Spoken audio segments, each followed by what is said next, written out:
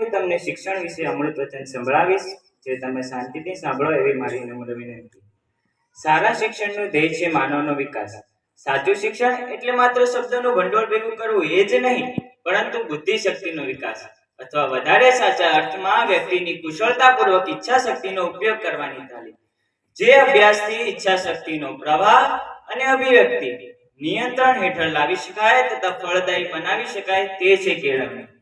જે કેળવણી જીવનના સંઘર્ષો સામે જજુમવાની તાકાત આપતી નથી, જે ચારિત્ર બળને ખીલવતી નથી, જે પરોપકાર કરવાની ઉદારતા અને સિંહ સમાન હિંમત આપતી નથી, તે શું કેળવણી નામને લાયક છે?